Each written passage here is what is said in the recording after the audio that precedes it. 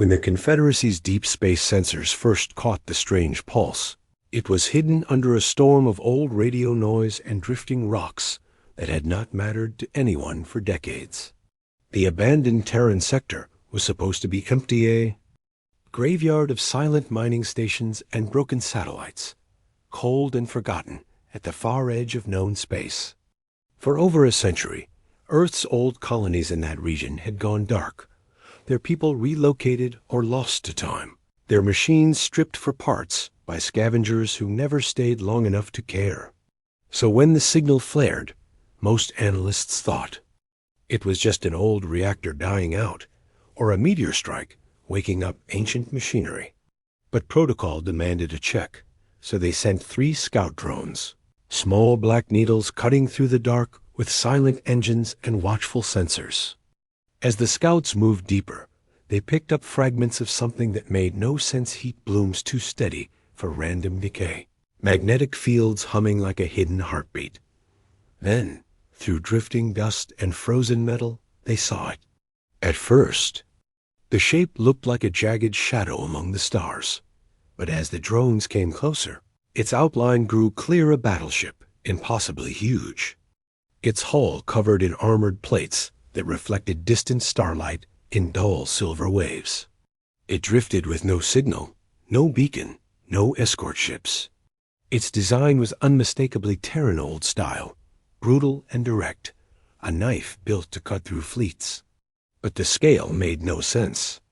The Confederacy archives held every record of Earth's naval blueprints, and nothing this size had ever been built, or so they thought. The scouts circled slowly, mapping the surface. They found huge docking bays sealed shut, long railgun spines that could launch projectiles the size of buildings, and hidden engines that, even dormant, gave off enough power to light a city. Strange symbols were burned into the side Terran runes, faded but clear enough to translate. Vigilant Dawn. The name meant nothing to the young analysts back home, but the old ones, those who still remembered the days when Earth wrote the galaxy's ship codes, sat in silence when they saw the feed.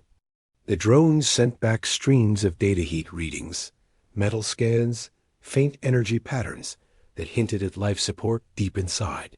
But there were no life signs, no transmissions. Just a dead giant sleeping at the edge of nothing. One drone edged. Too close, drifting toward an open hangar that yawned like a wound in the hull. For a moment, static danced across its camera, then the feed cut to black. The other 2 paused, readjusting their paths, scanning for weapons. But there was no heat spike, no energy surge, nothing to show an attack. Still, they pulled back to a safer distance, pinging the silent ship with careful bursts of signal, hoping for any reply. Then the second drone's vision blurred. Its last image was a flicker of something moving behind thick armor glass, a shape too fast for the sensors to focus on. A moment later, it too vanished. No explosion, no drifting wreckage, just silence. Where it had been. The third drone sent its full recording back in a single desperate burst before the same darkness swallowed it whole.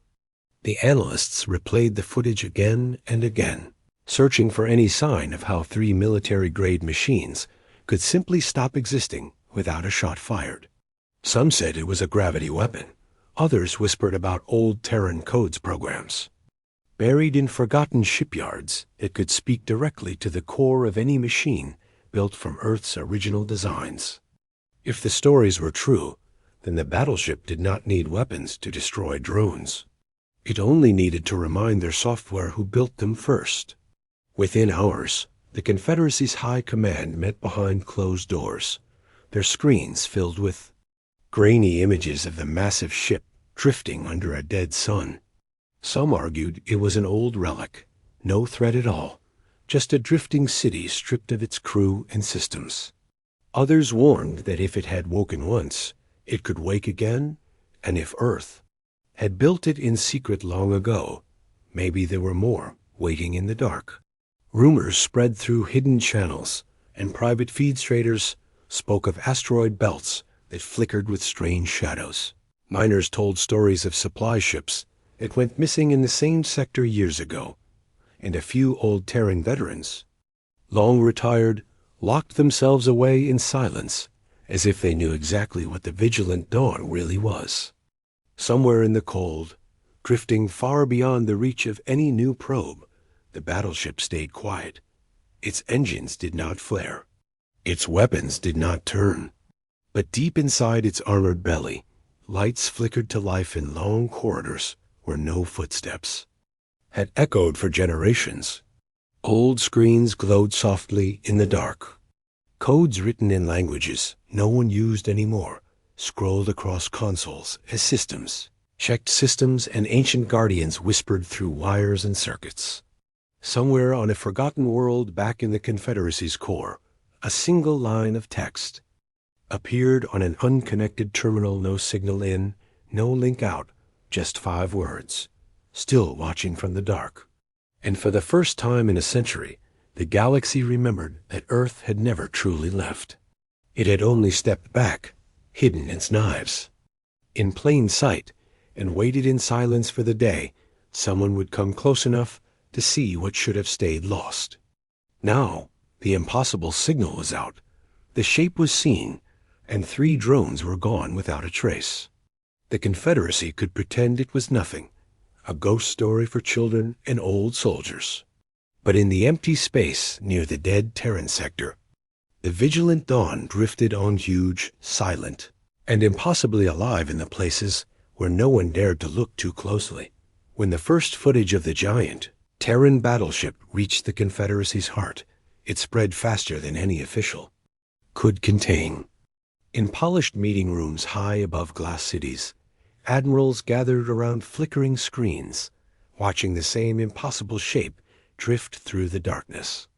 Some dismissed it as old tech gone rogue, an abandoned hull drifting on leftover energy, with outdated AI routines creating illusions to scare away scavengers. Scientists ran analysis after analysis, trying to explain how such a massive ship could hide for so long in a sector everyone thought was empty. They argued over its size, its power signature, the way it erased the scout drones as if they were never there.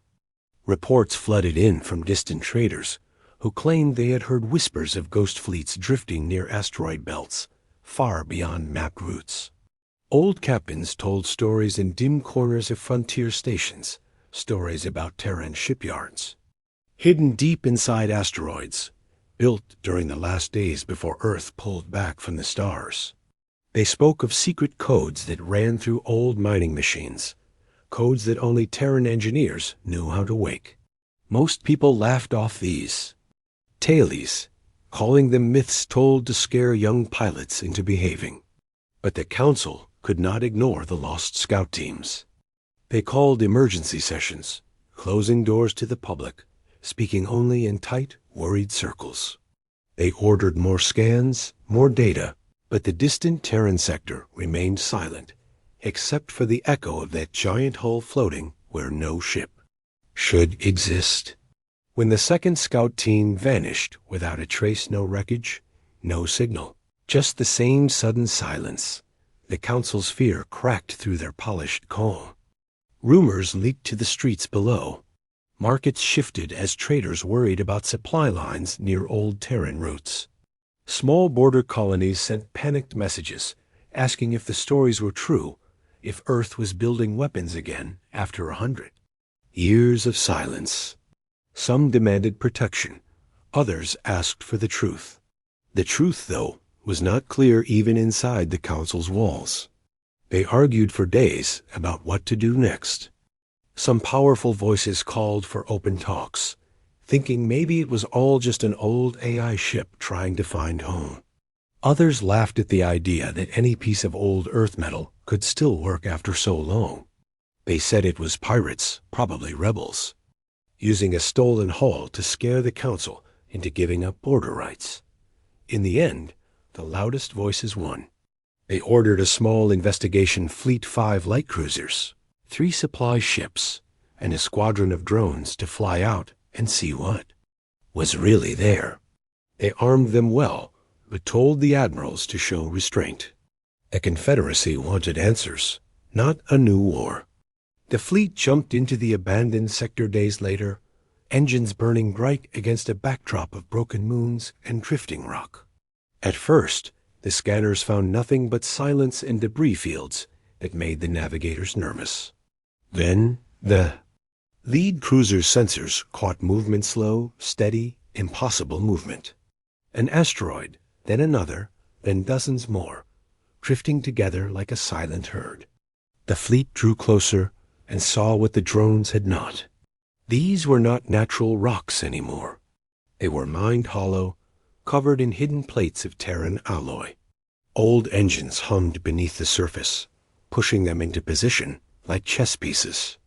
On a board, massive drills and arms worked in silence, cutting smaller rocks apart and feeding the raw ore into open tunnels that vanished into the largest asteroid at the center. Inside that floating fortress, the fleet's sensors found heat.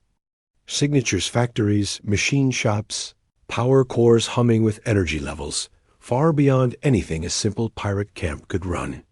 Then they saw it anchored in the heart of this moving field was the Vigilant Dawn, larger than any ship the fleet had ever faced.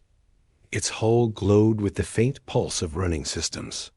Automated arms moved along its spine, welding plates, refueling old engines, repairing dents that no Confederacy record showed being made. It was not dead. It was not abandoned. It was awake, repairing itself with the help of an entire drifting fleet of hidden mines and forgotten machines. The fleet's admiral, a cautious man named Vareen Holt, ordered a tight formation and sent peaceful hails in every known Terran code, hoping for a reply. But the only answer was silence and a low hum of ancient machines doing their work. Some officers wanted to retreat. Others wanted to test the ship's response with warning shots. Holt refused both. He ordered drones to circle the asteroid, field and scan for any hidden defenses. As they moved closer, strange static blurred their signals. One by one they lost contact, not blown apart, but switched off in mid-transmission, their feeds cutting to black, just like the scouts before them. Holt's bridge fell quiet as his crew watched the last drone's feed flicker out. No enemy fire, no visible weapons, just the dark shape of the battleship sitting among its moving rocks like a beast at rest. Holt sent one final message to the Council, a simple report. The Vigilant Dawn exists. The asteroid field is alive. We are not alone. Far behind him, the Council read his words in silence. Some wanted to recall the fleet at once, fearing what would happen if they pushed too hard. Others argued this was proof Earth had lied for a century, pretending to be weak while building monsters in secret. They spoke of sending a larger force, maybe enough to tear the entire field apart before it could grow into something worse. But deep inside their minds, none of them truly believed it would be that easy. If Earth could hide a ship like this for so long, what else might wait among the stars? And who, exactly, was giving the orders to wake it now? Outside, in the cold dark, the Vigilant Dawn's lights pulsed like a heartbeat under steel, and the asteroid field shifted around it in slow, silent patterns, watching, waiting, building itself back into something the galaxy had forgotten it ever feared. When the Confederacy fleet drifted closer to the silent giant, the crews inside their steel walls could feel the weight of what they were about to face, though none of them would say it out loud. Admiral Vareen Holt, standing on the bridge of the lead cruiser Saber's Light, watched the enormous outline of the Vigilant Dawn grow larger on the main screen until it felt like they were about to crash into a moving planet made of dark metal. He ordered his comms team to broadcast peaceful signals on every old Terran channel they could find, repeating calm messages in dialects no one in the Confederacy even spoke anymore. The words floated through the void like prayers drifting on a cold wind, but the battleship gave no sign of hearing them. Its lights glowed faint under the armored plates, flickering like distant stars. Slow pulses of energy moved across its hull, patterns that Holt's techs could not read but felt strangely familiar, as if the ship itself was alive and listening in its own way. Some of the younger officers whispered on closed channels that it was pointless to talk to a ghost ship that might not even have a crew, but others weren't so sure. The asteroid field that fed the Vigilant Dawn still moved steadily around it, mining rocks, pushing fuel into hidden ports, repairing plates that showed no sign of age or damage. When Holt ordered a drone to approach one of the open bays, it disappeared without a sound, no blast, no wreckage. Just a signal cut so cleanly that the techs flinched at the sudden silence in their headsets. Tension spread across every deck as the fleet floated in a wide circle around the ancient Terran giant. Holt knew they couldn't just wait forever, so he gave the smallest order he thought might push the ship to respond a warning shot. Harmless plasma across the bow to prove they were serious, to show they had teeth if they needed to bite. The plasma bolt blazed bright against the dark, hissing into the empty space a good distance in front of the battleship's nose. For a moment, nothing changed. Then the Vigilant Dawn turned.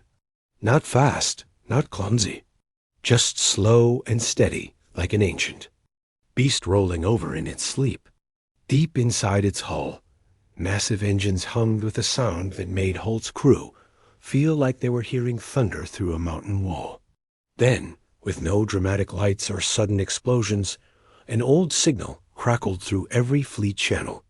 At once, it was not a voice, but a mix of static and digital hums, an ancient Earth distress code that no one had heard outside a museum for 100 years, stitched together with a single clear phrase that echoed through every ship. Still, watching. Holt's bridge fell silent, except for the hum of the cruiser's own systems and the whispers of stunned officers trying to make sense of the message. Some thought it was a threat, others thought it was a warning, but everyone felt the same. Cold truth. This ship was not drifting aimlessly, and it was not dead. Holt's comms officer, a young lieutenant named Reese, leaned close to his console, searching the signal for hidden data, but found only the same looping phrase. Meanwhile, the tech team noticed a new glow rising under the Vigilant Dawn's hull shields. Old Terran models, but running at power levels that no modern cruiser could match. Holt's advisors urged him to pull back, to regroup, but fear does strange things to leaders who feel trapped. The other captains, watching from their smaller bridges, did not wait for new orders. One after another, their ships fired warning. Shots that quickly turned into real strikes, ion bursts, railgun slugs, plasma arcs streaking toward the giant hull that looked like it could swallow all their ships whole. The weapons struck the shields in bright flashes that fizzled out like sparks hitting deep ocean water. Inside Saber's light, Holt gave the order to hold fire, but by then it was too late to stop the wave. Across the asteroid field, the Vigilant Dawn's hull remained untouched. It did not move to dodge. It did not fire back. Instead, the lights on its spine pulsed faster, systems humming to life that no one on Holt's screens could read in time to react. Then, without any visible weapon discharge, the Confederacy fleet felt everything stop at once. Screens flickered and died. Engines froze in mid-cycle. Gravity plates stuttered, making crews stumble against cold metal floors. One by one, systems winked out like candles in heavy wind bridges. Engines, life support, all held on only because the ancient code allowed it. Panic spread like fire through corridors as Holt barked orders that no one could carry out. Desperate, engineers tried to reboot the main cores, but every attempt failed with the same quiet error, a line of old Terran code that none of their modern systems could override. It was as if the Vigilant Dawn spoke directly to their ships, reminding every circuit who had written the first lines of the software that bound the galaxy's machines together. Holt stood frozen in the middle of his powerless bridge, staring at the shape of the giant battleship drifting outside his dead viewports. In the silence, all he could hear was the steady breath of his crew and the faint hum of backup lights, trying to hold back the cold dark. The Confederacy ships floated useless in a tight ring around the ancient Terran monster, their weapons quiet, their engines dead, their people forced to see how small they really were. The Vigilant Dawn 4. Its part did nothing more. It stayed where it was, asteroid miners still feeding its belly, hidden drones moving along its spine, like silent workers tending an old machine that never needed to speak loudly to prove its power. And far across the black, in hidden halls and council rooms lit by trembling hands, the Confederacy's leaders realized that a single warning shot had woken something that could not be threatened or reasoned with. In the quiet that followed, the only truth left was the simple signal still echoing through broken fleet channels, still watching Dot in the frozen dark of the disabled fleet, when all engines were silent and power cores refused to obey their masters. One Confederacy officer chose to do what no one else dared. She moved closer. Lyra Kale, a systems engineer turned tactical officer, slipped away from her lockdown post on the secondary cruiser when panic left corridors unguarded. She found an old escape pod, rewired its dead systems by hand, and drifted through the scattered debris like a whisper, her pod barely more than a bubble of metal and failing life support.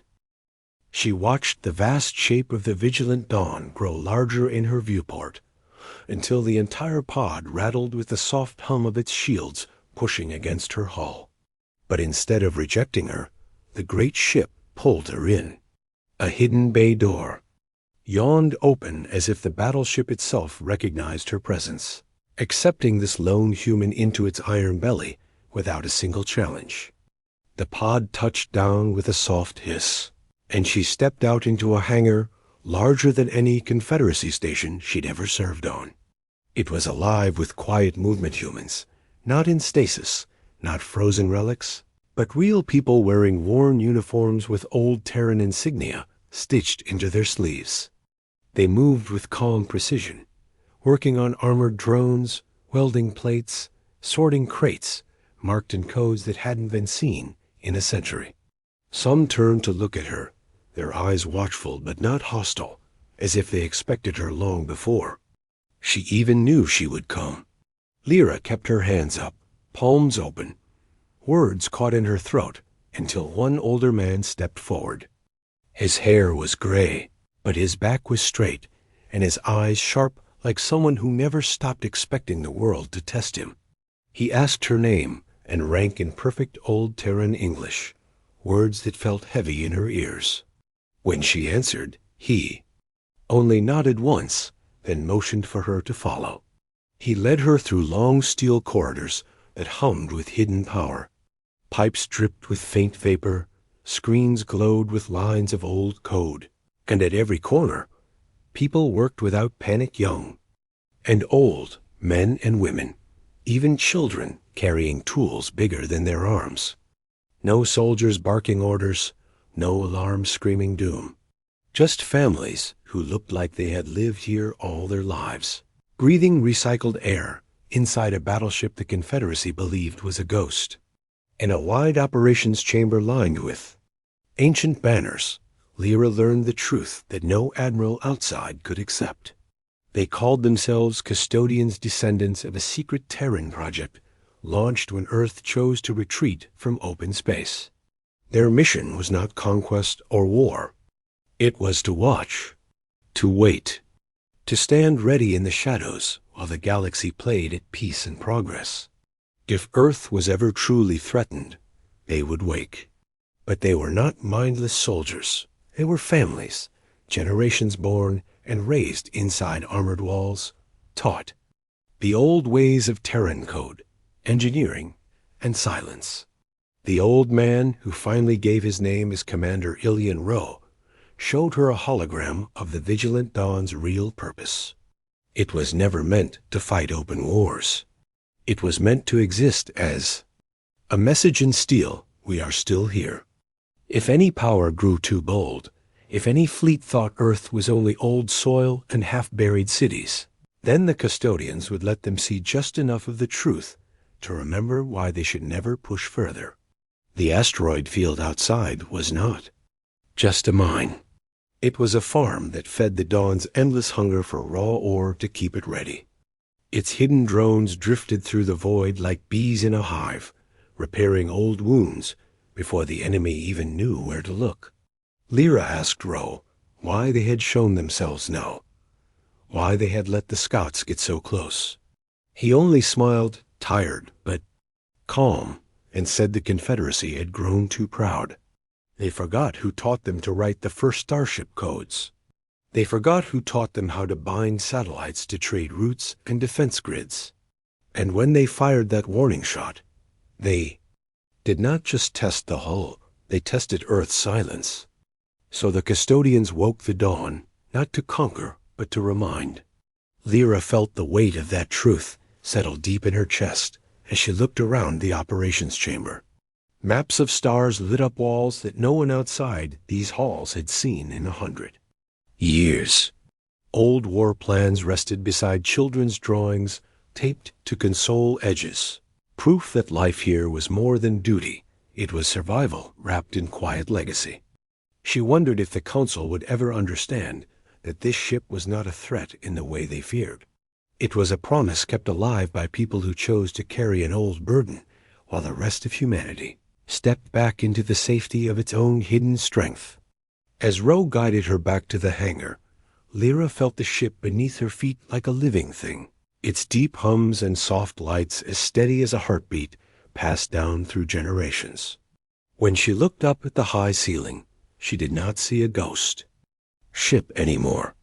She saw a silent oath drifting through dark space, patient as the stars, holding back the tide of arrogance and noise that might one day need to be quieted again. When her pod launched back toward the frozen fleet, Lyra carried no stolen files, no threat messages, no demands. She carried only a truth she knew the Council would struggle to believe, that the vigilant Dawn was awake not because it wanted to destroy, but because it refused to be forgotten.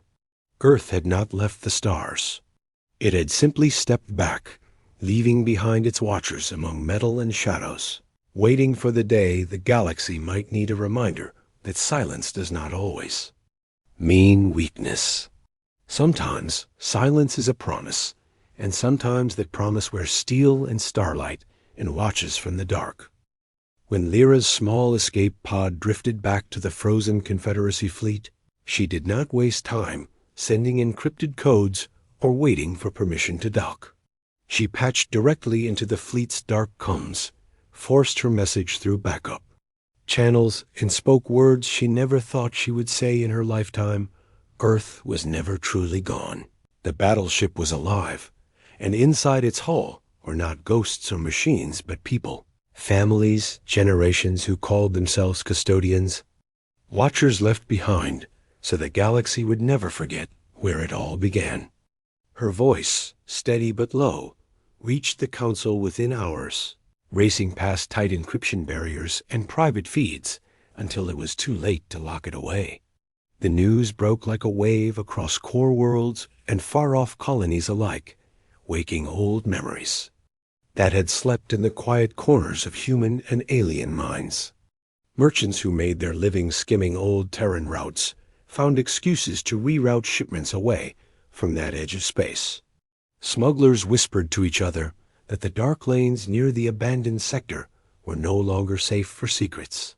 Small governments, once bold enough to push mining claims into the silent asteroid fields, quietly rewrote their border lines and signed fresh treaties, hoping to show they respected the ghosts that now felt very real. In council towers of steel and glass, old admirals and new politicians argued over the meaning of Lyra's message. Some wanted to declare the custodians an illegal threat, to send larger fleets to test the vigilant Dawn's strength and prove that no hidden relic could scare the modern Confederacy. Others, older and wiser, remembered the simple truth that no shots had been fired to kill, only systems switched off, like a patient teacher flicking the lights to remind children when enough was enough. In the quiet corners of the Council's most private war rooms, they replayed the same grainy footage again and again of the huge ship drifting through moving asteroids, of its armored plates glowing softly as drones patched old scars, of the lights that flickered across its hull like veins pulsing with forgotten power. Some captains who had watched from their powerless bridges swore they saw shapes moving behind the outer viewports, faint shadows of people, calm and unhurried, as if they were tending a garden instead of standing inside a machine that could silence a fleet with a single silent command. No fresh orders came from Earth, no transmission demanding tribute or apology. The old planet stayed silent, its surface cities and deep bunkers hidden from prying eyes. No Terran ambassadors arrived to lecture the Council or boast about power. Only the vigilant dawn remained, drifting like a silent judge among the asteroids. Its heartbeat of lights a quiet promise that the past was never really past. Traders passing near the sector on careful routes sometimes claimed they saw the shape of the battleship, watching them from the shadows of drifting rocks. Some said they saw faint green lights along its spine, like eyes opening and closing behind layers of iron. A few pilots, braver than the rest, tried to send signals or get closer, but none who drifted too close ever shared what they saw, because they always returned with dead systems, towed home by frightened friends. Ships powered down to the bone, as if to remind them that curiosity had its price when it poked too close to old secrets that wanted to stay hidden. On distant worlds, parents told their children new stories at night, mixing old Terran legends with fresh warnings. They spoke of the ship that should not exist, built by hands who never wanted it used, kept alive by people who watched and waited while the rest of the stars forgot they were there. The vigilant dawn became more than a ship. It was a promise written in metal and quiet patience, a reminder that silence did not mean weakness, and that Earth, the birthplace of so many who now called themselves Confederates, never really needed to roar to prove its presence. Lyra Kyle, returned to her people as a single witness, stood before the Council once more, telling them that the custodians did not threaten open war, that they did not claim territory or resources. They only existed to remind the galaxy that some doors, once closed, should not be kicked open just to see what might crawl out. She was not arrested or silenced. Even the harshest voices on the Council knew that to punish her would make her words stronger. So they let her speak. Then they let her go. She disappeared into the shadows of the outer colonies, carrying nothing but the memory of quiet voices and steady hands that still worked deep inside a drifting ghost made of steel and old dreams. In the years that followed, maps quietly redrew their lines around that dark patch of space. No more probes slipped into the asteroid fields. Mining corporations found excuses to stay far from any belt that drifted too near. And if some young captain thought about testing the old stories, there was always an older pilot nearby to tell them how the last fleet lost every light it had before its crew even understood who they were poking at. The vigilant dawn remained where it was, moving when it wanted, sleeping when it pleased, its heartbeat of lights drifting through blackness like a quiet echo of old Terran pride that never needed to shout to be heard. And so, in the end, the Confederacy learned a lesson. They would not soon forget. Some ghosts do not fade because they were never really dead, only patient, and the Terrans had always been the most patient of all.